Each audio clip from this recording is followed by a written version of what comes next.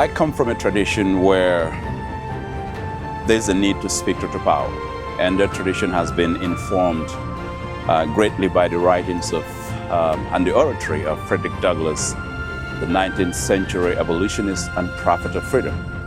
It has also been influenced by the writings of James Baldwin, Maya Angelou, Toni Morrison, and so many others in this long tradition of speaking truth to power. I believe very strongly that those of us who have the ability and have been endowed with special gifts, whether it is by using our voice or our pen to speak truth to power, must do so.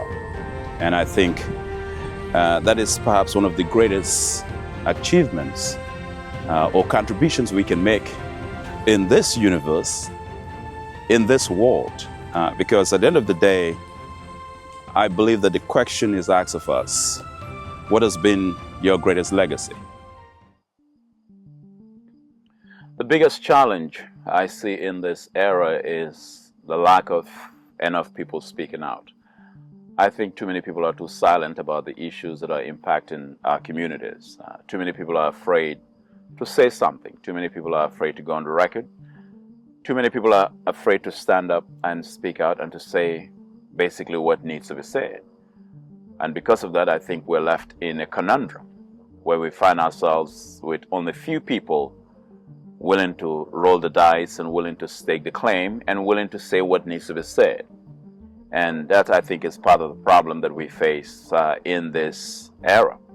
And the biggest issue, in my view, that we're facing right now is the question of economic justice. Aside from the biggest challenge of not enough people speaking out, is the question of economic justice.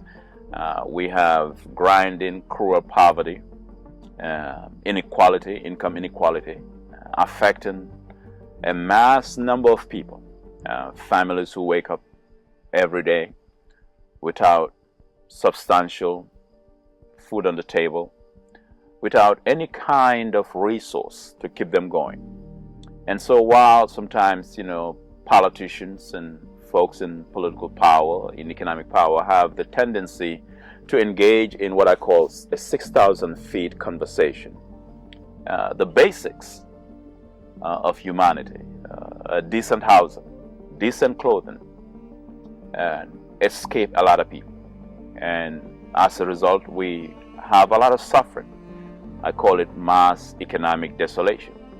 And we have a large, unattended to, perennial underclass, much in the same way that Hurricane Katrina in 2005 revealed, when it basically unveiled, removed the veil of this mass underclass of people in New Orleans, people who have been the victims of income inequality for so long, and they could not escape the storm of Katrina. And so we have that storm almost every day that's ravaging communities across our nation and around the world. And that storm is called economic injustice. It's called income inequality. It's called poverty. And because of that, we find too many people with need, but whose needs are not being answered. And to me, that is perhaps one of the most important assignments we must do, and that is to attend to the question of economic justice. And how I find myself, the role that I play in this space is to be able really to give my voice and to bring attention to the issue of economic inequality. And by bringing attention to it, bringing also the attention of those in power, be they politicians or be they the economic elites, those who decide who gets in the economic room. We call it the inn, if you will, and those who decide who sits at the table of economic opportunity. And I believe that the role that people like myself and others play is to raise many questions as possible, to bring these issues to the fore. Because without bringing these issues to the fore, I strongly believe that we would not be able to bring attention to the hearing of individuals who ought to address these issues. And that's an important thing to do. And that's why we need more writers, we need more journalists, we need more thinkers who, but I have to qualify it, who are willing to speak truth to power, who are willing to use their platforms, their voice and their pen, and to continue to lay claim to the voices and the issues of legitimate discontent. Certainly, of course, this business of speaking has a prophetic role in itself. Yes, I strongly believe that writers are almost like prophets. I certainly believe that journalists are almost like prophets. I certainly believe that those of us who use our voice and our pen are certainly like prophets, because what we do is call attention. What we do is issue denunciations. What we do is raise, righteous indignation. In the words of the late civil rights hero, the late Congressman John Lewis, is to raise questions that will create good trouble. Good trouble in service and in defense of the disenfranchised, dispossessed, and those who have been discarded as if they have no relevance in this life. Those whose humanity have been denied, those who have been ignored, those who have been basically, the powerful have decided to look the other way on them.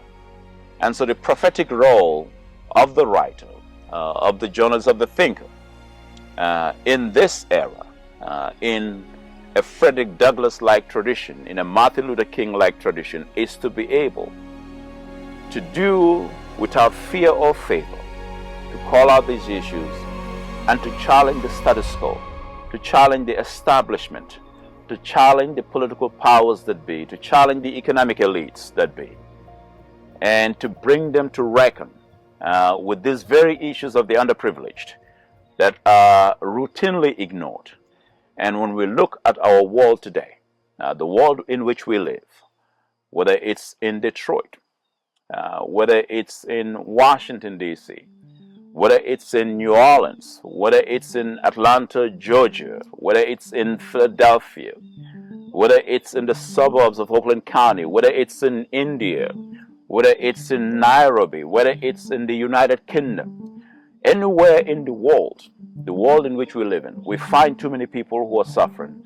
We find too many people who are struggling. We find too many people who basically are crying and asking a question: who will speak for me? And to me, what I find fulfilling is to be able to answer that question. And in answering that question, I'm able to write and to speak to these issues.